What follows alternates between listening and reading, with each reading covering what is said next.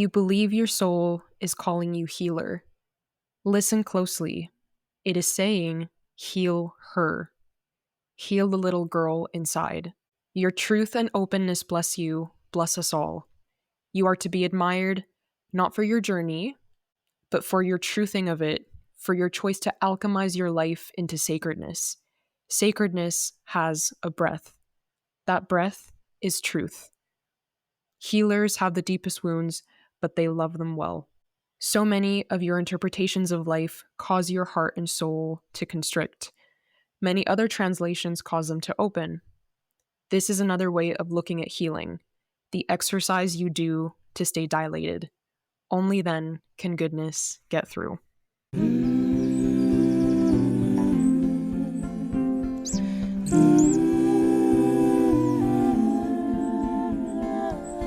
This is an ode to the forgotten feminine, with love letters to and from all kinds of women. Here for the daughters carrying the world upon their spine, wherefore the silence of our grandmothers we rise. Here to remember our power and shed our doubt. Forget the bullshit the patriarchy's on about. This is an ode to the forgotten feminine, with love letters to and from all kinds of women.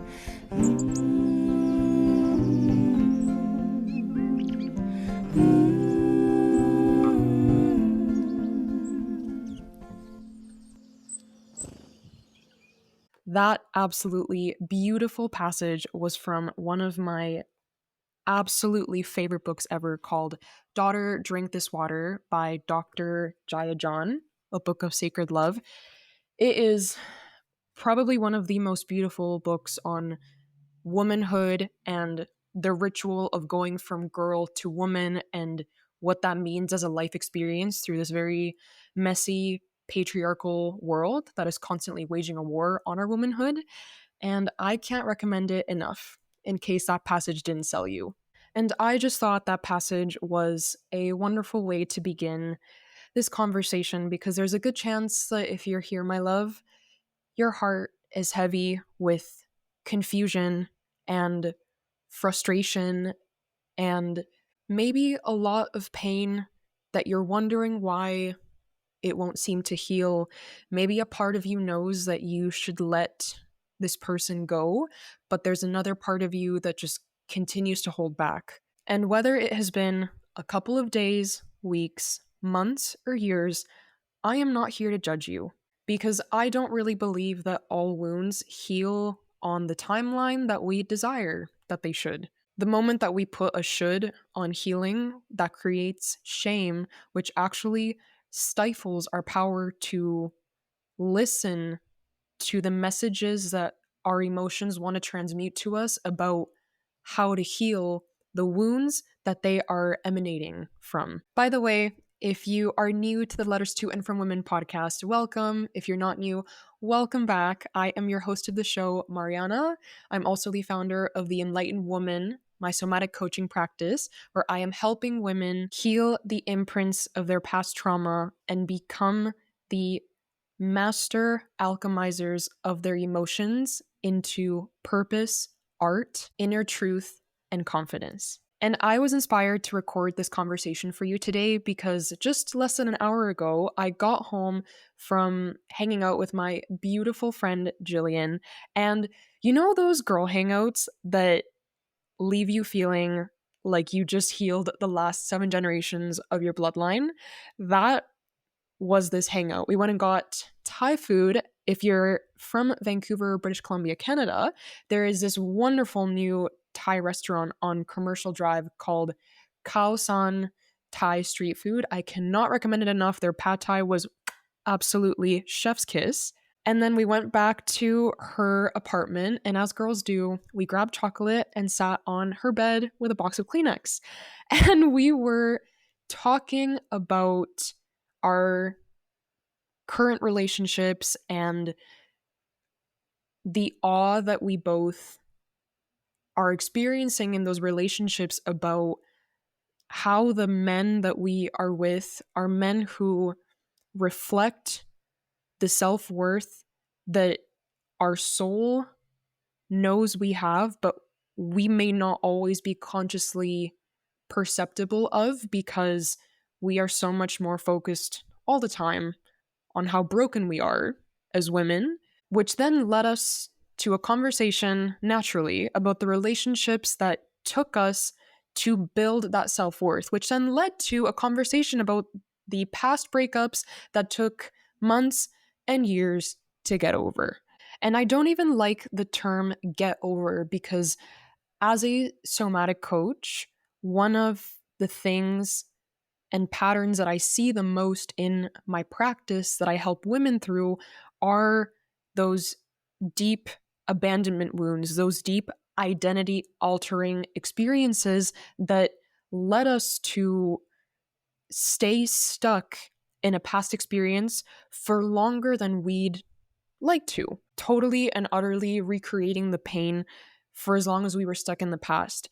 And why I don't like the term get over is because it insinuates that there is this packaging up and placing in the past, never to be touched again notion of painful events. But in reality, my goal as a coach and my goal as a host of this podcast is to facilitate conversations with tools to help you see that true healing is the ability to look back on the past without losing yourself to the past. And what I mean by that is that you can look at past events and how they impacted you and who you were and who you became as a result of the pain that you endured without kind of getting flooded or even jumping back into that time of the past. And I think that if you're here, you might have what some call Polaroid memory, where they are kind of seeing a relationship through the lens of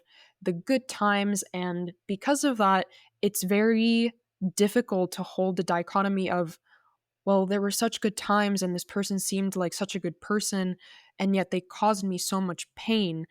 Part of healing and developing more resilient and stronger nervous systems is about learning to hold contradictions. And my hope is to facilitate that for you in this conversation. But I'm actually not here to talk to you about the person in mind that you have entering this conversation. I'm actually here to talk to you about you and why you might actually be at the center of what is causing you so much difficulty in letting go of a person. What I was telling my friend Jillian is that when I got out of my very first relationship ever, if you've been on the channel before, you might have heard me tell the story that I dated an aspiring professional athlete for 2 years, and it was a relationship that, in my perspective, was entirely built off of my complete and utter self abandonment due to the very poor, completely non existent sense of self worth that I had at the time. And when that relationship came to a close, when I decided that I wanted to walk away, it was because I was harshly and abruptly awakened to all of the resentment that I had tucked away because I believed that being a good girlfriend meant completely and utterly sacrificing my needs, desires, and values for another person to achieve their dreams because I saw everybody else as being on a pedestal and me being below the ground, beneath them. And getting out of that relationship was a very confusing process for me because I'd left and really applied a lens of a lot of self blame towards myself for that relationship. Like, I told myself that because I was the one that had chosen to leave, I had broken that person's heart and that made me a bad person, and that I was at fault for that relationship not seeing through to the future.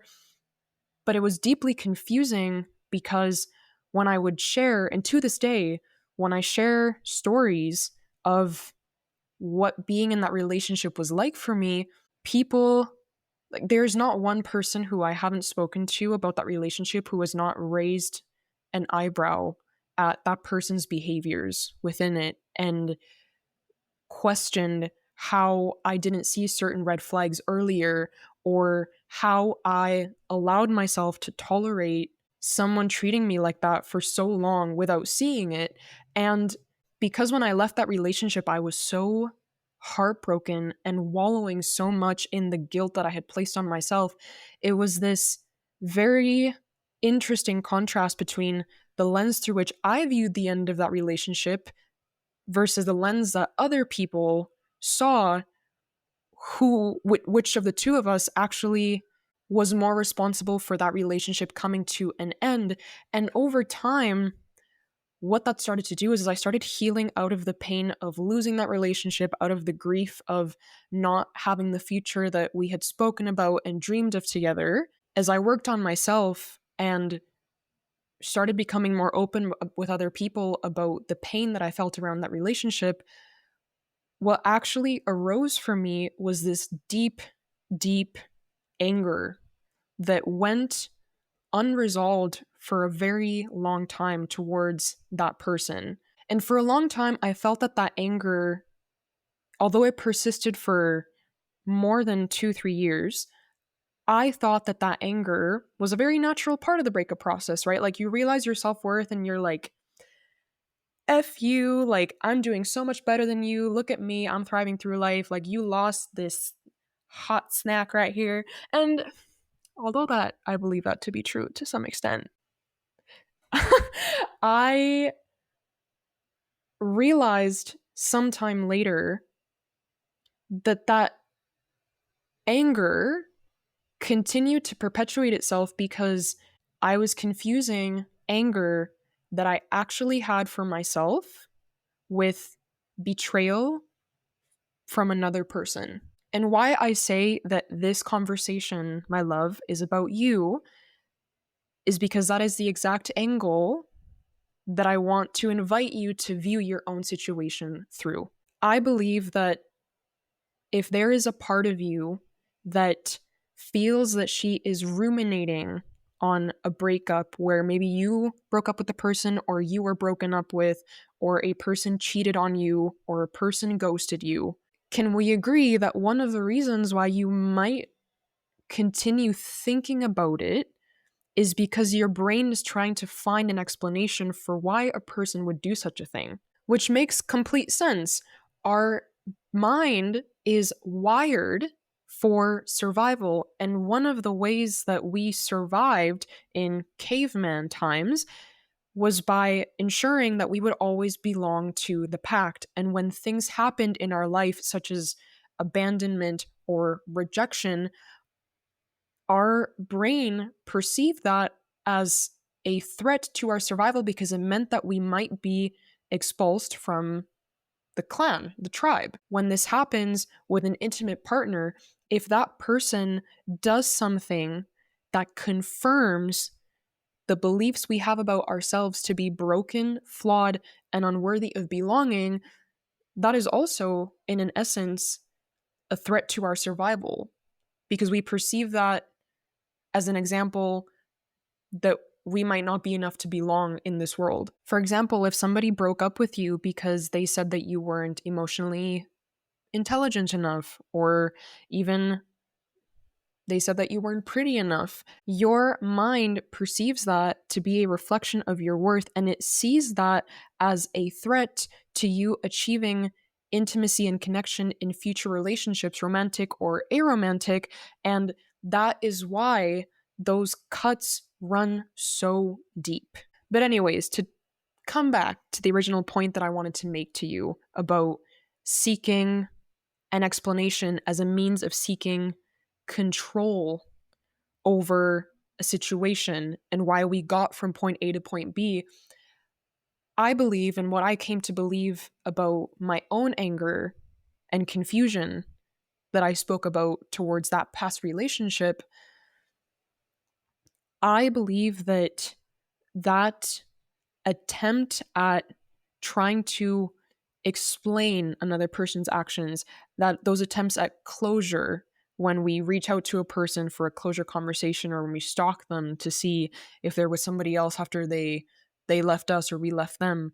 It is an attempt at fleeing from the pain of accepting that we ourselves tolerated someone's disrespect that way, because sitting with the reality that we allowed someone to walk over us, to diminish us, to devalue our needs and our desires, that makes our mind believe and our body believe that we are not a safe place for ourselves, that we cannot trust ourselves.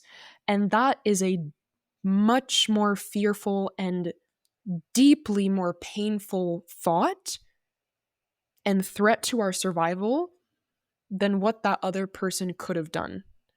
And I really want you to sit with that as I tell you that and just witness how it lands in your body for me to say that the person you might be in a lot of disdain towards right now might actually be you, because you've processed the pain and the imprint of what that person left behind. You've seen how their actions and their words harmed you. But in so doing, you're looking at your past self through the lens of the self-worth that you acquired from that experience, that only through going through that experience you could have gained. And I think that when we can feed ourselves an explanation such as, oh, he just had all this pain from his childhood, or he was really stressed out with his pursuits of his career, or maybe he was a clinical narcissist, or explanations that we want to assign to deeply painful actions that someone imparted on us, it not only provides a sense of comfort from the lack of answers that we may never get from that person, but it also diverts us from the pain of accepting that we tolerated behavior like that. Knowing that the one person that you should have counted on to see those red flags or to stand up for yourself was you, and she didn't have you in that moment. And this conversation is not to incite shame, it's to open another door for you to get the healing that you are never going to get from that person, to get the closure that you're never going to get from that person. I remember on my own journey to healing from this relationship, that breakup was very abrupt. And when I came forth about my feelings about leaving that relationship, this person didn't fight to stay. They didn't provide solutions about how to stay together, how to work through the things that and the resentment that I was feeling. They simply accepted my thoughts and feelings and just said, if that's what you feel we need to do, then so be it. And it was so deeply scarring and confusing for me to have that mismatch between this person who claimed that they loved me so much, and yet when it came time to keep me in their life, they simply threw their hands wide open and watched me walk away. And for so long, I was so confused, and I felt that confusion turned into anger, because it was so much easier to feel anger than to have unresolved confusion. Because when you're confused, it's very easy to think that the outcome of that situation was a reflection on something you did or didn't do. But let me ask you something honestly and directly. If you sat that person down tomorrow, today, and asked them why they left you, why they walked away, why they didn't fight for you, do you actually feel that their answer would provide you comfort and closure? Or do you think it would actually worsen the pain? Because, my darling, let me hold your hand as I say this to you.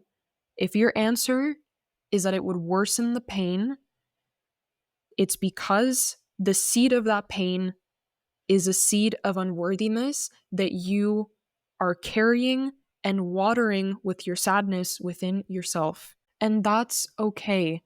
This isn't a conversation for talking about those seeds of unworthiness. Those will be future podcast episodes on our past trauma and the shame based conditioning that we've learned to perpetuate that self blame.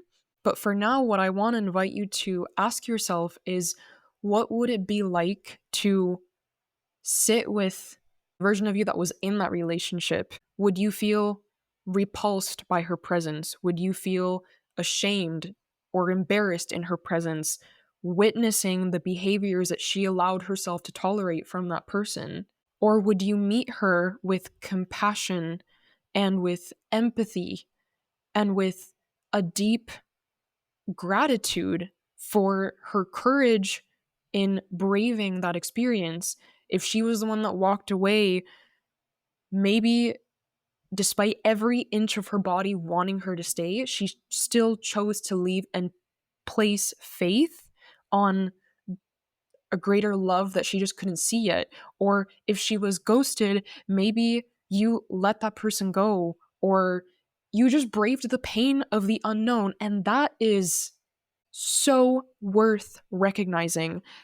But I think that because witnessing what someone did to us really makes our ego prickle up with egocentricness, because we perceive it as a reflection of our worth. And we try to avoid that pain by throwing contempt at that person and having that, like, ugh, you lost me attitude. And I think it has its time and its place.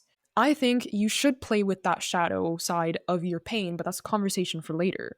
But are you trying harder to run from the pain and unworthiness that your ego tied to the outcome of that situation by losing yourself in explanations over a person's actions? Or are you actively trying to resolve the wounds that made you accept less than what you deserve and figure out where the seeds of those wounds are in your past? Because the other side of this too is, and in my experience, I know that this was true, maybe a part of you knew or had a hunch that the treatment that you were receiving wasn't enough. There was something that just wasn't quite right about it, but you ignored that instinct, and that can sting so horribly when we look back on how we abandoned ourselves in those moments. But if that is the case for you, that is where your healing begins, is in the places where you learned to abandon your instinct, whether it was to seek love, to achieve approval, or to achieve some kind of belonging. You are giving yourself the healing that your heart is really calling out to you for by putting balm on those wounds, because you're not guaranteeing that it's not going to happen again. That's not really up to you, unfortunately. But what you're doing is you're giving your body and mind the evidence that you can see your self worth through a more informed and a more loving set of eyes. And that lessens the likelihood of us experiencing something like that again. And really, when our heart develops a shield towards love and a avoidance towards relationship after those experiences, it's because it doesn't want the pain to happen again, right? But how we move into safety is by turning towards the seeds that we nurtured over time with false conceptions of what we deserved and how beautiful or loving we are, and plant a new seed and develop a new inner dialogue with which to water those new seeds with.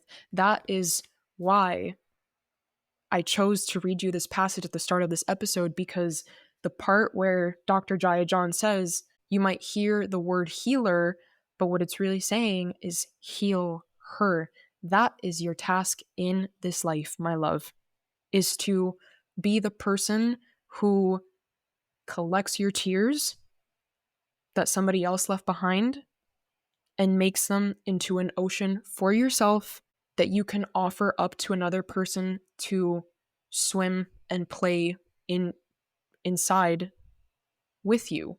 You're not here to ditch your ocean for somebody else's. In the ideal scenario, you merge your ocean with that of somebody else's, but you have to find the wonder inside of your own ocean first to recognize the wonder, the beauty, and the vastness inside somebody else's ocean as well. Thank you so much for tuning into this episode. I hope that it touched a corner of your heart that maybe needed a hug today. If you have any questions on future episodes that you would like to see from me about healing heartbreak, healing abandonment wounds, feeling safe to listen to your body, to maybe read red flags in somebody else better, please leave them in the comments, whether you're listening on Apple or Spotify or on YouTube. If you like this episode, please make sure to give it a like, to subscribe to the channel to get more content like this.